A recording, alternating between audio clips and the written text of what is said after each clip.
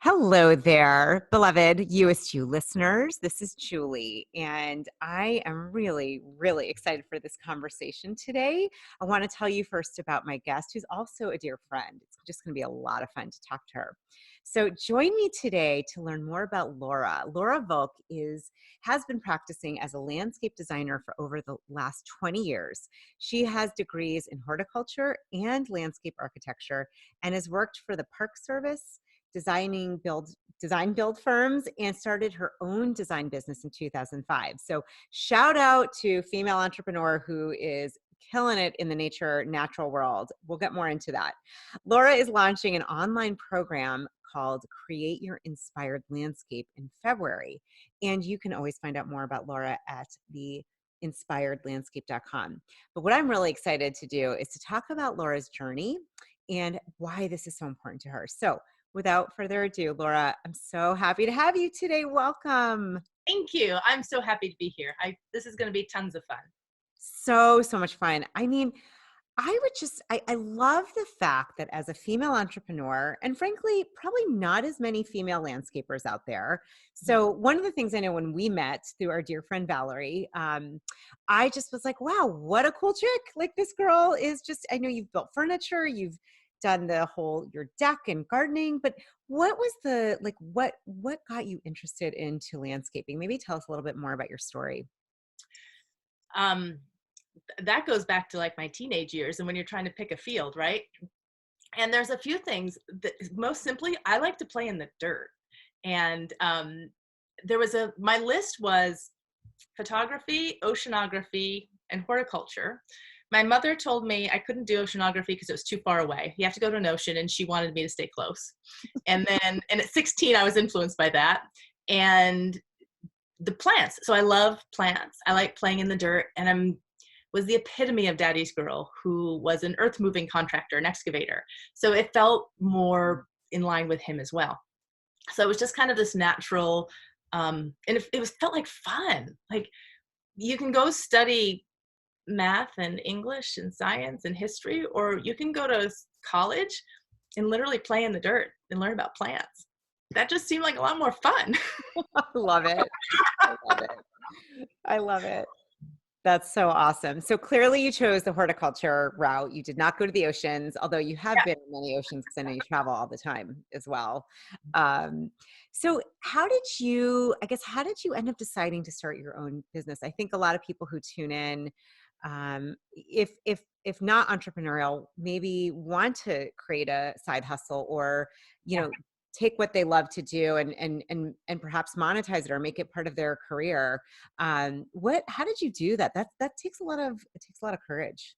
It was, I was working for a design build firm, and I hadn't even thought about it, but 3 times in 1 week, I had 3 people ask me, do you do side work? I said, no. Do you do side work? No. And the third person asked me, I said, let me get back to you on that. When 3 people asked in 1 week, it started to think, maybe I should. Yeah. And the third person was a landscaper, meaning it wasn't just a one-off. And these others were clients and past customers. But all of a sudden when the landscaper asked me, it's like, wait a minute here, I think I could really do this. And work has always worked out for me. Work seems, there's different areas of your life, right? But work always works out. And I think I'm in my genius zone. I'm in the flow. I seem to hear and listen well, and work just works out for me. So my first year, I made more money and had more free time starting my business. So it took off and was beautiful from the beginning. Wow. What kind of projects and work do you do? Just for those listening in, because I know you're in the DC area, but you've done things all over the place. Mostly residential. So mostly residential, and I'm sure we'll get into it, but I'm creating a course, and my original thought was to start with curb appeal, the front of your house, because that I feel like I can do it in my sleep. I've gone up to many people's houses, the front of your house, and they want it to look good. Like, how do we make this look good? So that is by and large the majority. But then you do drainage, and then I've done a few commercial projects. I run the outdoor classroom at my kids' school, and I've done that for the last 3 years, which is combining some environmental education background that I have with with the natural environment. And that's a lot of fun too. But the majority of the work I do is residential. Right. One thing I'd love to talk to you about, I know you'd mentioned earlier about being a daddy's girl, and he was a builder or contractor, you said? Mhm. Yeah. He had an excavation business, so Ex- backhoes, bulldozers, excavators. Wow. Well, I know when we've done many at dinner, Laura and I and our friend Valerie with our kids, and this is kind of funny, everyone. We just pile them at Laura's awesome kitchen table, which you built. And we have this like system kind of. Then they go watch like 2 movies and take all the different treats, pretending we don't see them.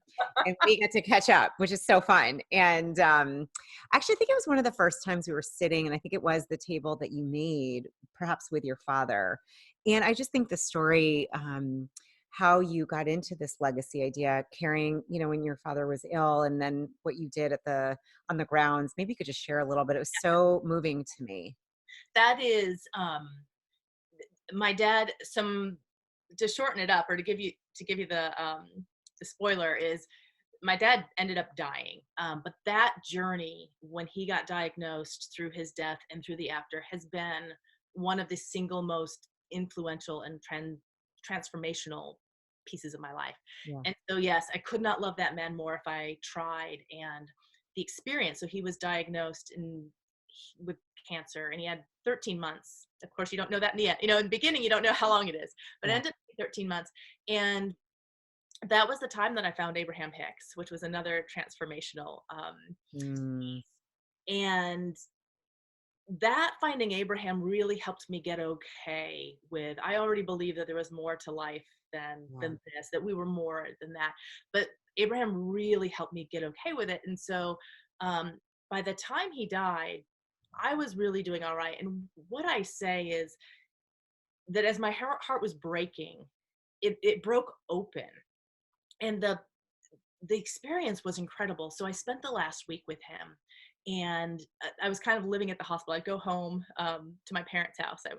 And I didn't know it was his last week, and it was so important to me to get back there. And they're 7 hours away, so how would I know? But I felt really anxious that I had to get up there, and I just cleared these days on the calendar and said, nope, I have to be here there. And it ended up being his last week. Yeah. No one could have known, but I just had this deep Mm. anxious feeling like you have to do this, and find the time. And it was so beautiful the way that worked out.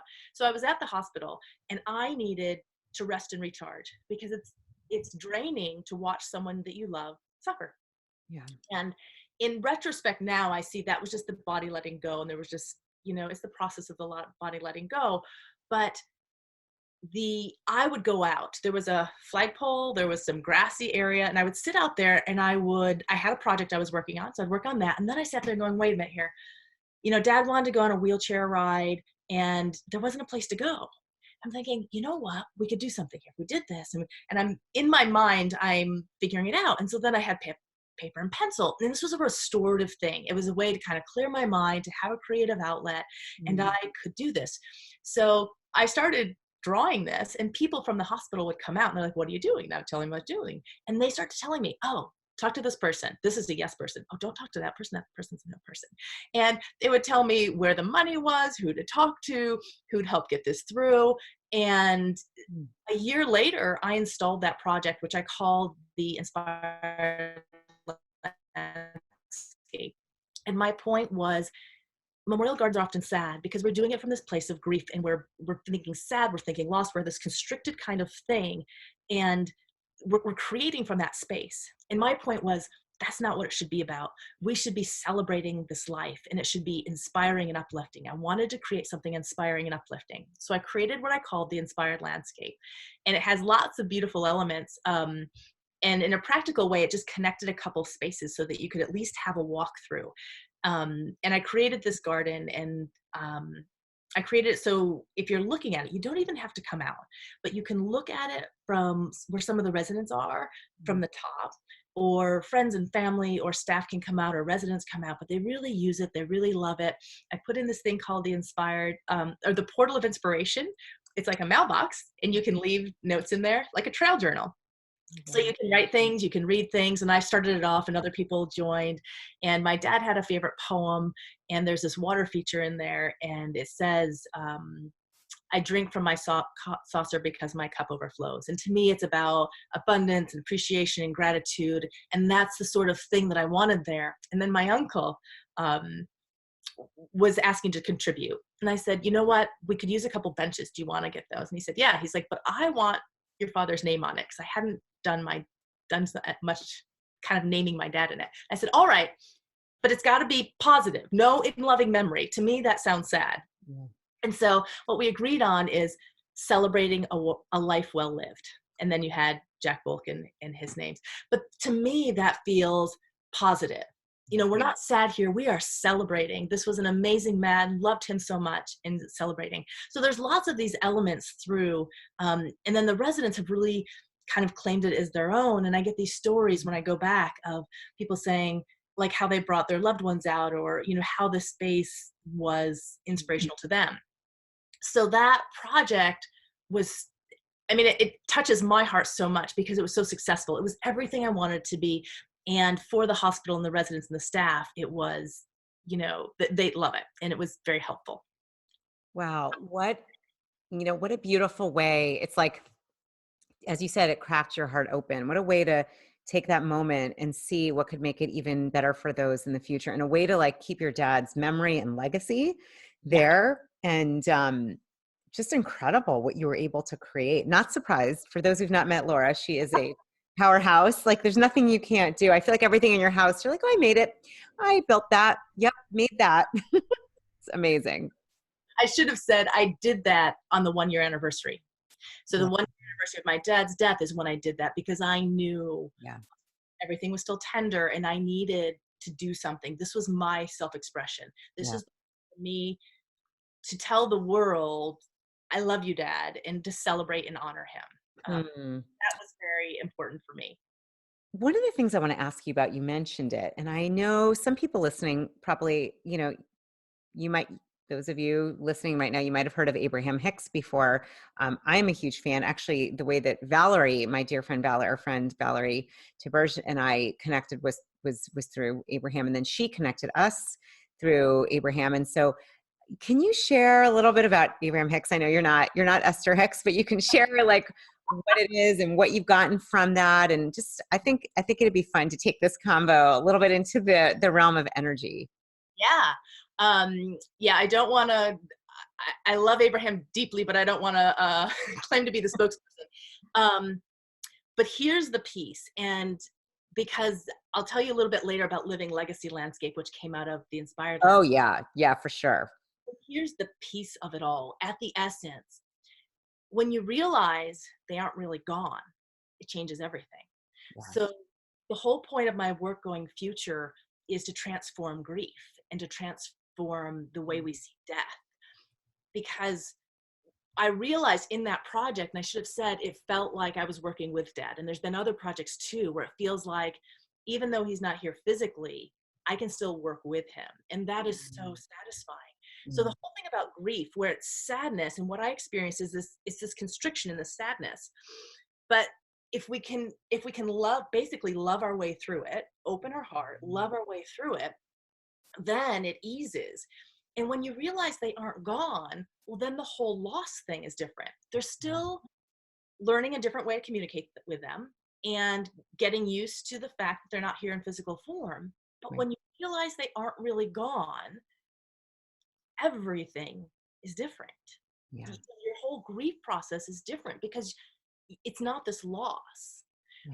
So Abraham, what I would say is, so Esther channels Abraham, and it was just, Abraham really convinced me that death was a really good thing. Like, we make way too much of it, that you know, they call it croaking, because you're like, like, it's great, I'm dead, yay. Because I'm, you know, the full version of myself, and life is glorious.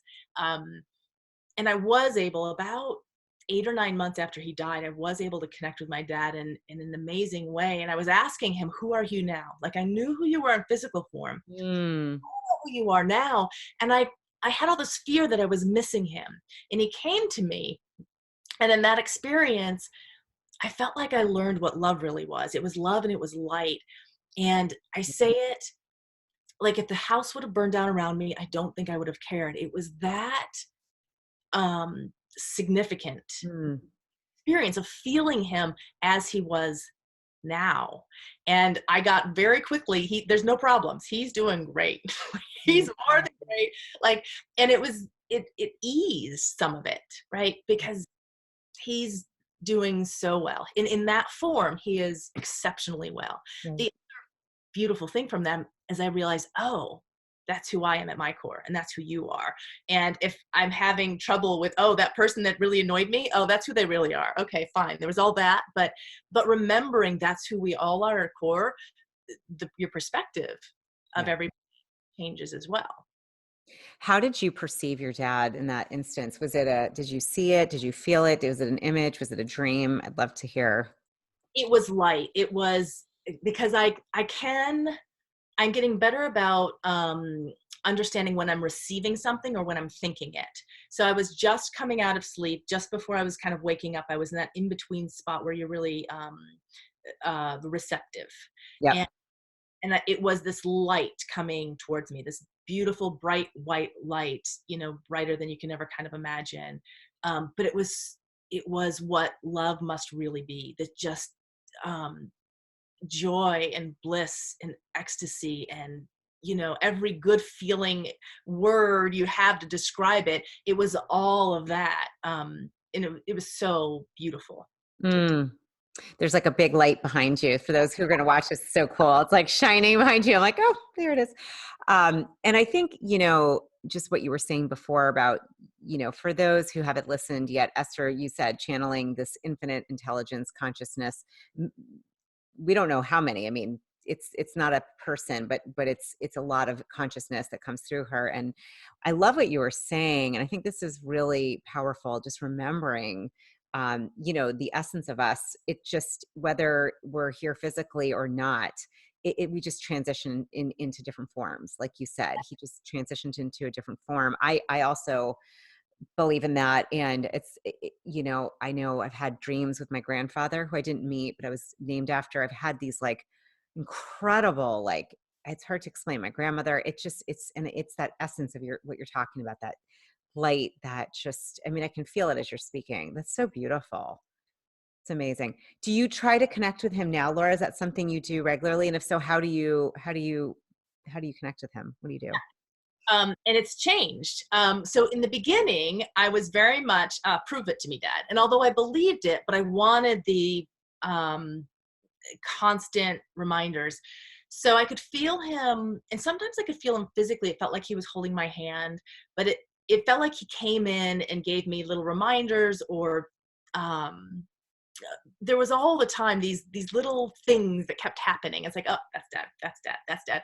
And they started to die down. And I have an intuitive coach, and I was talking to her about it. I was like, huh. And she's like, well, he needs a new job. You wanted him to prove it to you. He's proved it. You feel good and solid. Now you need to give him a new job. And so this living legacy project is kind of this next new job. And I'm like, you know what? I really want to do this with you. But let me tell you a little story. It was this fall, I was driving. I picked up a rental car. I got off the plane. I'd flown cross country. I was tired, right? Because I'd gotten up really early and done this flight and getting in my car. I was feeling depleted. I'm like, all right, Dad, I need a boost. And I had been reading signs from Laura Lynn Jackson. Do you know that book? She also does The Light Between Us. He was just on And a couple weeks ago. I want to go back and listen to that one. Yeah, she was just on. I love her book. Yeah. Yeah, and the other one was, well, anyways, there's another one. Yeah. But I'd finished her book, and she was talking about asking for signs. Yeah. Like, all right, Dad. And I said, I need a little boost. Can you give me something here? And I said, the next song on the radio. Can you give me the next song on the radio? Because I need a boost. And it was fresh in my mind that she had said, ask for signs, ask for them. And the next song came on the radio, and I was disappointed because I expected a song that was one of his favorites, or a song of mine, or a song we knew together, and it wasn't. And at first I thought, like, he didn't do it. It didn't come through. And then I turned my head and I didn't know the song. And I looked at the radio, and the name was displayed. And the name of it was I Was Jack. My dad's name was Jack. So Oh, dad to talk to me through the radio, and what puts on the screen was I was Jack. I think that was a pretty good communication. wow. That's awesome. What a great story. Clear. I love that. I love the reminder to ask, by the way. I was thinking, gosh, I forget to do that. I need like it tattooed somewhere on my Yeah. forehead, somewhere on my hand. No, just like a post-it ask because and I know that's one of the books that Abraham's written too is Ask and It Is Given. And I love that Laura says that in her book. And I just thank you because what a great story. And like, how did you feel after that? It probably shifted your entire experience. I was flying high, and I went from being depleted to feeling so loved, to remembering that he's there, to remembering that like there's this whole world of non-physical that's beyond our eyesight that's there and Yeah. supporting us, loving us. Oh yeah, it was a good car ride. Amazing. Were you, I know there might be some listening that are like, all right, how do you prove this? Like, I know that this can be a little bit more of a topic. Some will resonate. I resonated right away. I was like, this feels right. Did you have any moment of like in the beginning of getting into kind of energy and the work with Abraham and all of what we're talking about? Did you ever have any moments of doubt or kind of like, what is this? Because I know you have a somewhat of a scientific mind, and many people listening do. And I'm just curious, maybe talk about that. Yeah, so I have, and if you're into astrology at all, I have Taurus in my ascending, which is very practical and grounded. Yeah.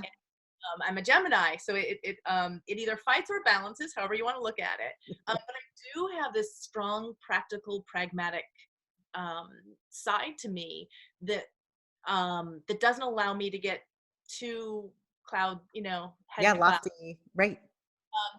But what I found is I resonate when I listen to my body. I can feel what's true in my body, and it's not my head. Because if I'm listening to my head, I'll get confused. Yeah. There's so many warring things, and I can't figure it out. But what I've found is I can feel the truth of something in my body, and it resonates, and that's how I know something's true. And I've stopped trying to prove things to people.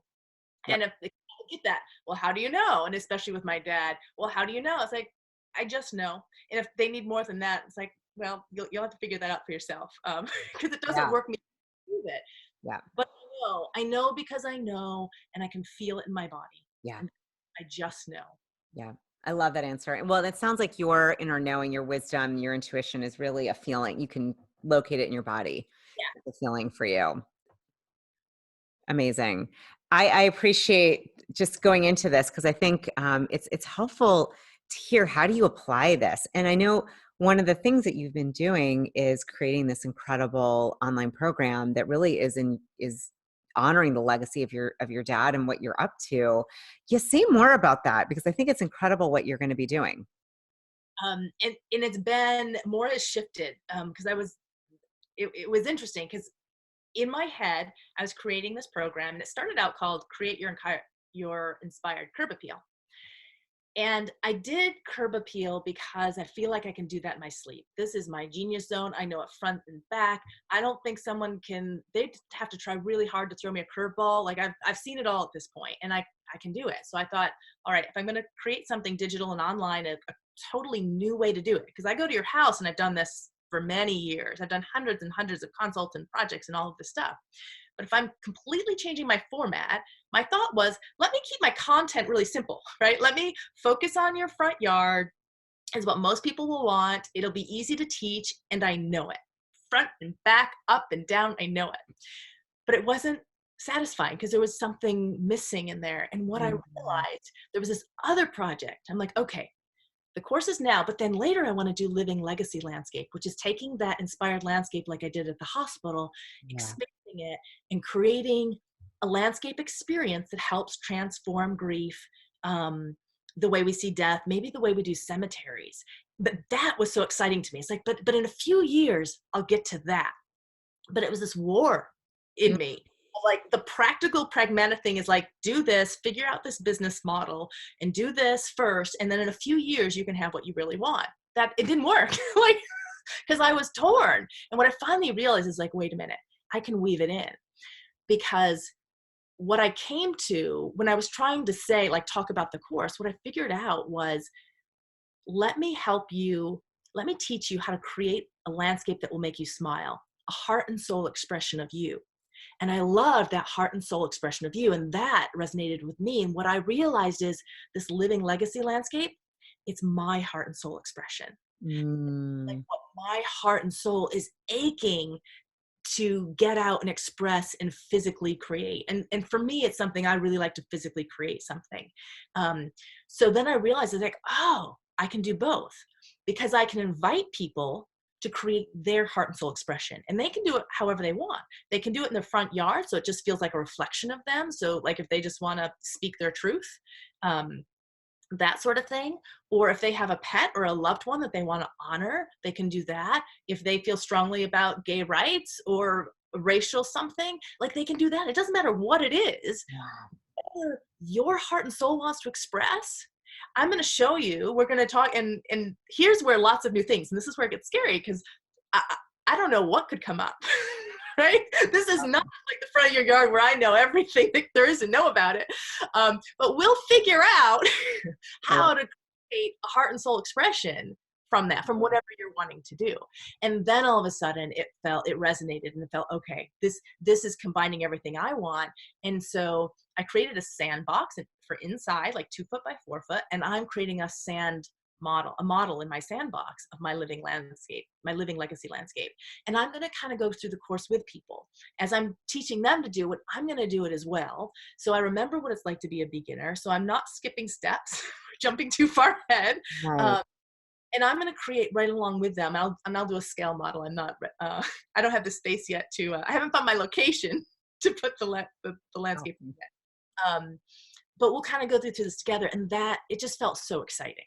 That felt so exciting. That is so cool. I love this heart and soul expression. Like I think well, I know we all have probably various versions of that, but certainly like tuning into that, to me, there's almost nothing more important. Yeah. Beautiful. So beautiful.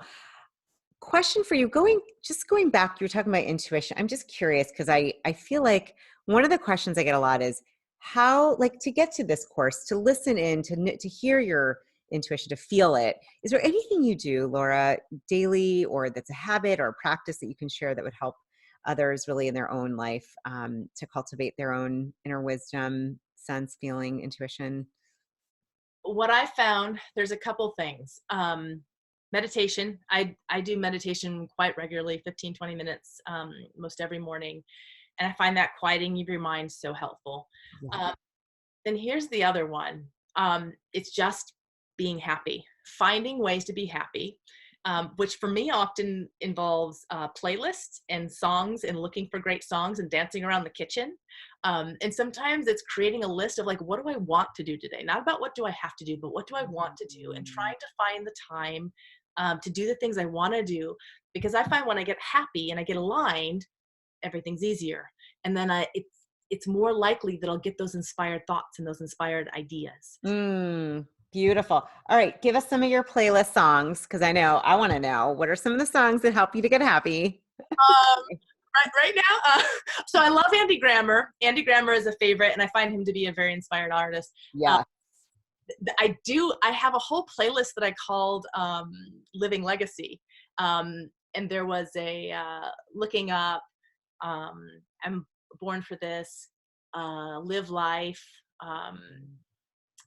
I could do it in notes. Are there notes afterwards? Yeah, we could do it in the notes after. I'm putting you off on the spot. It's such a great idea. I love that. I have something similar, but I love what you said. So it's so, like, when you get that focus on being happy and doing what it takes to refocus your mind and your body and your whole being to be joyful. I mean, I think it's so true. You become more aligned. That's where you start receiving more inspired thoughts. Such great advice and wisdom. There's one more trick those I think are more general that most people would relate to.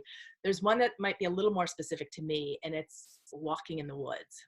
Every time it does it for me. I have a trail not too far from me. And for me, if I'm out of line or if I need to get something done, I go for a walk in the woods. And it was even on Christmas Day in between. We had like 3 different family things going on.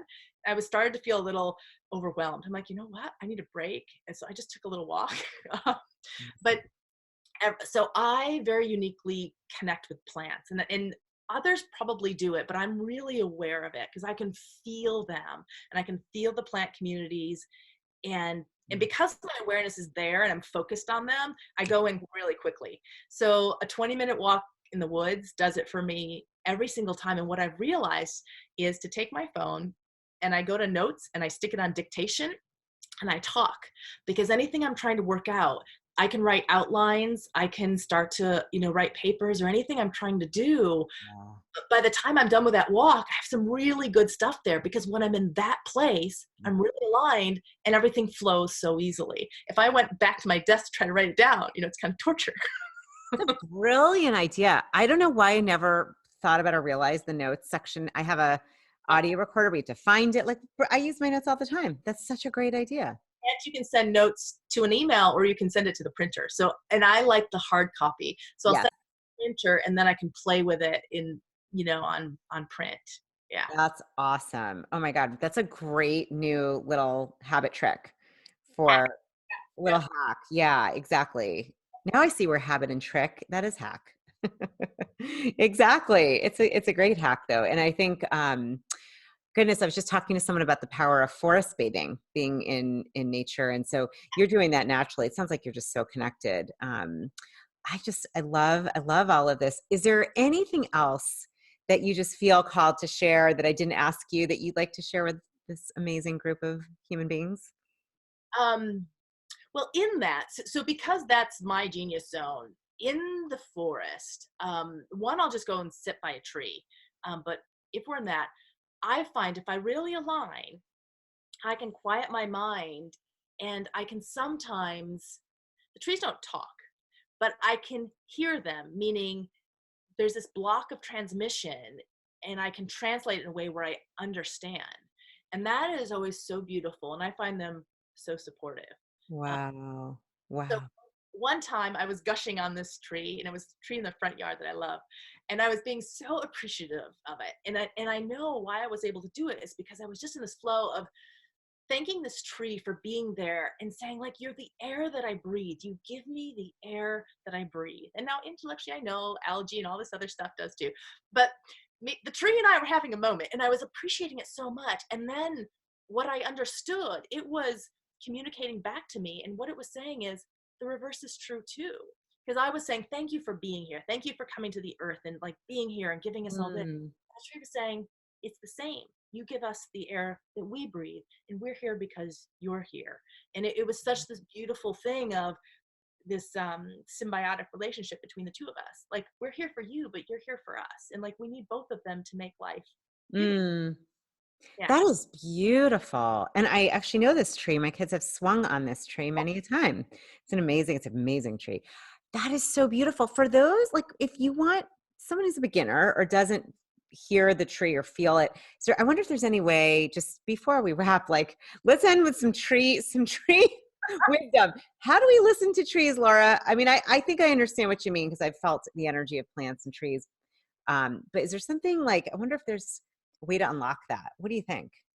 That's a really good question. I would start by meditating at the base of a tree. And sometimes I can sit in my living room and the tree's right out there so I can connect with it that way. Well, here's another couple tricks the way I do it. So when I meditate, I go top down, and a lot of people bring energy up. I start from the top of my head and I like melt my energy like molasses down my body, and then I go into the earth. So I'm sending Mm, my energy and maybe my consciousness into the earth. And sometimes I'll kind of meet up with Mother Earth down there. But then what I'll do is when I bring it back up, I come up through the tree, like I'm connecting with the tree. yeah, Um, yeah. so for someone, because I think that's one of the ways I started it, and it's all kind of blurring now of how did this happen? How can I do this? Um, Love it. one thing I would start with is meditating with a tree or thinking about a tree, or like literally, if you're starting out, I would like sit at the bottom of a tree, meditate, sink your energy in, come up through the roots, and like feel what it feels to be the tree. Feel the roots, feel the trunk, feel the branches, like Mm, feel what it feels to be the tree, and see if you can clear your mind enough to kind of connect with it. I would oh, start there. beautiful. Awesome. Oh my gosh, this was fantastic.